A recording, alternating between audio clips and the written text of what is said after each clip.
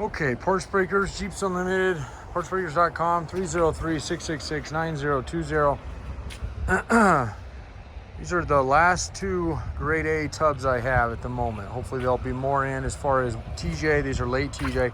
I do have a couple of nice grade A early 9701s and a couple 02 offs. The 02s are kind of on their own. If you're watching this video and you've been looking for a TJ tub and you have no idea what I just said, because you've been looking and you haven't seen anybody specify that, there is some year differences on these TJ tubs that you should at least be aware about. Now, some of them change over pretty easily. Other ones, it really depends on what you're running for interior and so forth, and what you're doing with the Jeep. If you're doing a restoration, I would say stick with the era you need. The eras are 97 to 01. 2002 is on its own, and then you have the 03 to 06. I'm not going to go to all the details. I have a video online that I believe provides you with that. This is just mainly a product video. This one, this black one here, and then we have this impact orange one, which will be listed here shortly, okay? So this is the 03 to 06, and this is a black one. It's got some stickers, it's got some scratches, it's rust-free. It's in pretty good shape. I'd say it's an A, a solid A easily. There's no rot, no rust, no torque pocket issues. There's, other than minor dings, scratches, small dents. When I say dents, I'm talking like door dents, like small, like something, itty bitty, like something like this right here. You can just barely see it. Got some paint scuffed. If it wasn't for that, you wouldn't be able to see it. Okay, so that's that. The area where the roll bar mount, you can see that's bare metal, so you're gonna get a little bit of, if anything ever gets down in there, it's gonna get that discoloration, mainly oxidized metal, but the threads are still good. They'll bowl right up, and I would definitely get a rust-only or something product to get. Yeah, if you're gonna be blasting it anyway or painting it, then you'll be cleaning that stuff up as is, but I just wanna make sure you're aware there's no rot here. There's not even scaling there. All the holes are good. You're not gonna have to pull any threads.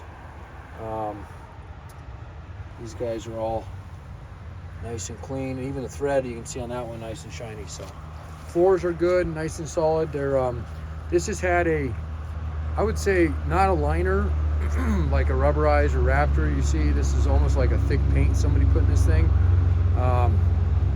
It does have a slightly of a rubberized texture to it, but most of it has come off and it's back to what it was originally. But I do think they coated it with something probably to prevent it from rusting out. But nonetheless, floors are nice and solid. That little guy right there is a clean out, and those come off. There's the rubber ones, and then there's actually a metal one. That one's actually already pulled over there. And if you're going to be running these with carpet with no top, or without carpet and no top, either way, those, you're going to want to pull those out of your Jeep if you haven't done that yet. Otherwise, not having your plugs in, and especially if you have carpet, but even without carpet, it will allow water to sit in there. And if you're in an area along a coastline or humidity, a lot of humidity, or areas that have they use road salt, that's going to rot tubs out real quick from the floors. So okay, so floors are nice and solid, front and rear. Back is nice. This one's got a little bit of a wave to it. I always point that out. Usually you can tell if a tub's been overloaded in the back at all. It's still straight, pulled fine and everything, but there is kind of a slight wave to it there. And it won't matter, won't take away, but you're gonna see this tub. I want you to see this video as if you're standing here next to me with this tub in mind. So it's gonna show up on your door. I want you to be happy with it. Never had somebody not happy, but it's because we do that. And you can look at this tub, for example, and this one's almost straight across there. It's got maybe a little ding right there up in the bottom. I'll list this one here in just a second, but I have a feeling that probably came from us moving the thing around with the fork. So, but this one's real nice. This one will be listed here in a second as well. So, okay, nice solid up your cowl area. This is the beginning of the cowl. The actual hood cowl is not there. We sell those separately. Top of your windshield frame, excellent shape, no rust there. Windshield frame bolt holes for your hinges, good shape. This is all nice and clean. The rocker, lower rocker of your driver's side door is in excellent shape. Your fender where it mounts, nice and solid, straight. Again, corners are clean. This is your rocker, lower rocker for your tailgate. That's nice and clean. And there's one ding right there, kind of a crease ding. in the side, or that corner there. And again, a little hard to see from all angles, but every once in a while you catch it. And then the rest of it, again, nice and clean. Passengers, rockers, great. And up through there. And then, of course, your firewall. Beautiful. Unmodified. That's important because a lot of tubs, people, well, I say unmodified. There's one. There's a little modified right there. See that little hole right there? So somebody might have had an accessory or wire or something they loop through there, but that one can be easily fixed and not too bad, although it should be done a little cleaner. Wires in the hole like that shape pretty easily. So okay, the only thing I see on this tub that's going to come off of it that we pull is this guy. This was an automatic. Okay, that's a master slave cylinder cover that seals the tub up, and those actually sell pretty quick. You can see on like this tub, it doesn't have one on it because it was more likely a manual. Actually, I know this one was a manual, so there's that one right there. Same thing, same tub, just with the cover without. But like I said, those get pulled. We do sell those with a SKU form. So, all right, I had a sore back yesterday, so not super heavy, but I'm gonna flip it up on its end, on its side, so you can see it on the bottom, and then I'll get this one done and list it. So you're gonna see the ground here or something for a second. I don't know, may not be much, so apologize. Just hang out for just a moment.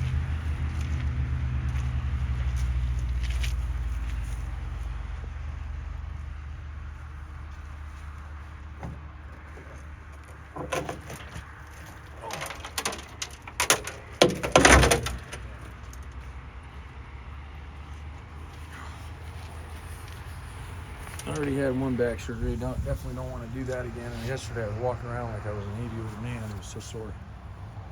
I realized I just tipped you over, so hopefully it didn't give you a headache. Turning around in circles like that. So this was washed, believe it or not, with all the mud we've had out here the last couple days. And yeah, so we set our prices kind of on our A, B's, and C's. There's always a little bit like a high A, low A, low B, high B. So like something like this here, you can kind of see this has been in, who knows on what, maybe. My guess, they have them on both right there. This probably had an aftermarket bumper on it, and somebody, instead of getting in here and cutting this out, more or less cut it and then just banged it down. So, but we will, this isn't a lot, you know, but it's something. So we get that, so we'll acknowledge that in the price. You'll see that reflection in there, and it'll be easy to do because this one will be listed next, and you'll see the price difference on the two. Okay, but I want to show you the seams down through here, all through here. This area loves to choke up with rust. You can kind of see a little bit at these seams here starting to show. So that happens a lot, especially on Midwest, East Coast, and they'll just get chocked full and then they eventually eat out the floor. So, but the torque pockets, this is your rear. There's 10 total on the tub and then one extra on the front grill. There's no broken bolts in this guy, okay? That's the two on the back. Here's your two that you can't really see because they're up underneath your gas tank. Those are in great shape, and you see me moving these around. These are supposed to do that. They're supposed to float. So just to help you bolt them all together, okay? And then these are the main torque pockets. I always really harp on people to make sure when they're buying a tub or they're looking at a Jeep to look at they're good. These are really hard to see on a Jeep if they're good because they have body bushings that pinch these areas, especially these recessed ones. But in an area, Midwest, East Coast, especially salt-ridden areas, you're gonna see these either fully collapsed, completely blown out, sometimes completely broke off from the torque pockets from the actual box here, or starting to see cracking or even rust. So these are in excellent shape. There's absolutely no cracking in any of these all the way around. There's no broken bolts, so these are ready to go right back in. Clean up the threads if you like a little bit. They're all nice and straight. That's another thing. Tubs that have been hit, even light hits on the front, and sometimes we'll have those. You'll see these. The box itself will look straight, but you'll kind of see these in at an angle. And usually, especially if it's like a driver or passenger, they'll get in an angle at a couple of them. And they're easy to tell when we pull them because they spring pop. You know, you can tell there's tension on them. So but those are all nice, clean, straight, solid. As most of our Jeeps are, we don't buy wrecks all that often like a lot of yards do. So there's your. Now we're looking at driver's side. There's your guy there. Torque pocket there. Don't mind the mud. Like I said, we just cleaned the other day, but it's super muddy out. And then your back one there. And of course your tunnel, that's nice, clean, solid, like it should be. These are heat shields. These are you can replace. We usually pull these. Matter of fact, we sell those when they're in good shape. But just to show you underneath it, they're not hiding anything, okay? And this one's not all pulled. It'll be a little hard to see, but you can kind of get the gist of it, okay? And there's those plugs that I was telling you you want to pull. You can pull them from the top, but they're easier if you do from the bottom. You can get access to them. And those are on the rear, and then there's the ones on the front. Here's that one that's starting to kind of get a little. Matter of fact, there's a bolt sticking right there. So you just pull these, bend that back, bend that back. There's another one right there. So if you're not running a top on your Jeep, pull those, okay? It won't prevent it from rusting, but it will help mitigate it, okay? And then that's where your e-brake assembly bolts up to. All the studs are in this tub. All the welded nuts, welded studs are all there. It's got the tunnel cover still in there. We usually sell those separately, but no big deal on that one. And then again, all your torque pockets in the back are nice and clean. So this would be an A+ if it wasn't for a few things, and I'll tell you real quickly. That was obviously that damage from where somebody modified the back box here. So we're about an A grade, maybe an A-, and then just overall a couple dings in it that we showed you at the top. But that was really, I think, the only substantial ding was this guy. You can see that we're out about 4 inches, maybe a little less. So other than that, a couple little small door dings, but nothing crazy on that. So okay, so questions, comments, concerns, let me know. 303-666-9020, partsbreakers.com. I'm gonna take a couple of photos of it, and then I'm gonna get this one put away, get this orange one listed, and I gotta do a comparison video. If you're interested in YJ CJ7 comparisons on what the two are, what the two differences are, that's going to be posted here shortly. I've been doing this for 18 years. It's the first time I've actually done that, and part of that is because I rarely have CJ7 tubs. We get them, but they sell very quickly. We have a couple right now, but they're not in great shape. Most of these are, that green one is probably the only salvageable one besides the one I already have back here, and that neither one of them are stellar. But again, depends on where you're at, because when I deliver to the East Coast and Midwest, it just floors me how bad stuff is out there. And some of my grade C's are almost A's out there. So keep that in mind if you're looking for any tub too, because if a price point doesn't fit, you know, if you look at this one, you're like, ah, man, that's really nice, but I don't like the price, right? It just doesn't fit my budget. I don't try to get lower grades, but it happens every once in a while. And some of my lower grade TJ tubs, if I have them, may very well still be something in your eyes that could be an A even, or a high B, and will definitely get you down on the price. So we get that. Everybody's got a budget. I'm the same way with stuff. So but we do try to sell the top quality we possibly can, especially as hard as these things are starting to get. So okay, Merry Christmas, Happy Holidays, Happy New Year. 303-666-9020. Why am I saying that? Because it's 2 days before Christmas. And the weather is reminding us of that. It is cold today. Yesterday it was 50. Today it's 22.